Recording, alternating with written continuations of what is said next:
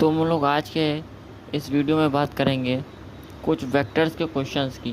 ठीक है ना, जो इम्पोर्टेंट क्वेश्चन है आईएससी सीबीएसई बोर्ड के लिए, तो हम लोग आज उन कुछ क्वेश्चंस को सॉल्व करेंगे वेक्टर्स एनालिसिस के। तो इसी में पहला क्वेश्चन दिया हुआ है, two forces are acting on a same point whose position vector is r. R vector दिया हुआ है आई माइनस जे प्लस के, फिर F1 वेक्टर दिया हुआ है 2i प्लस जे माइनस 8 के, फिर F2 वेक्टर दिया हुआ i minus j minus k. If the forces are F1 and F2 then find torque और रिजल्टेंट फोर्स। ठीक है, तो हमें ये फाइंड करना है टॉर्क फाइंड करना है। तो अब बताइए टॉर्क होता क्या है। Torque vector is equal to r vector cross F vector होता है। आपको अच्छी तरीके से पता होगा टॉर्क वेक्टर क्या होता है। Torque vector is equal to r vector cross F vector होता है।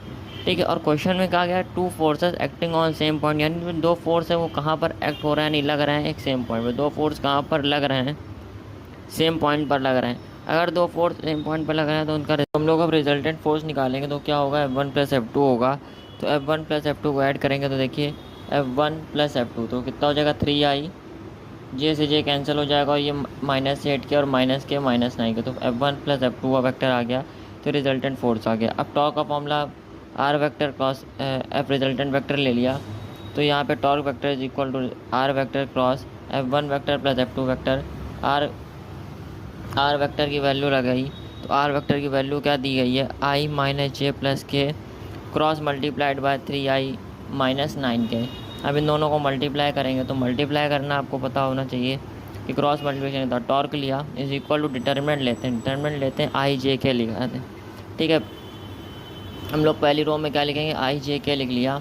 ठीक है ना, फिर जो कोफिशेंट दिया हुआ है, मतलब जो कोफिशेंट आई जे के जिनको दो क्वांटिटी को मल्टीप्लाई करना है, तो पहले आर वेक्टर की क्वांटिटी उसमें आई जे के कोफिशेंट क्या है, तो आई का 1 है, जे का -1 है, के का 1 है, उसको रख लिया। फिर उसके बाद रिजल्टेंट फोर्स के जो भी हैं वो लिख लेंगे, क्या है 3i माइनस 9 के, तो 3i का 3 हो गया, जे का है नहीं तो 0 हो गया, और के का है -9, तो उनके दोनों के सबके कोफिशेंट लिख लिए। ठीक है, कोफिशेंट लिखने के बाद इसको सॉल्व कैसे करेंगे, जैसे एक डिटर्मिनेंट को सॉल्व किया जाता है।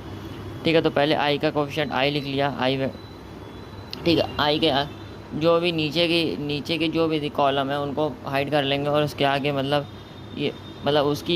जैसे आई दिया हुआ है तो हम लोग हाइड कैसे करेंगे, उसके नीचे वाली वैल्यू सारी ये हाइड हो जाएंगी, और आई के सामने वाले जितने भी होंगे सब हाइड हो जाएंगे। ठीक है ना, तो अब अगर ये हाइड हो गया और ये हाइड हो गया तो बचा कितना -1 1 0 -9।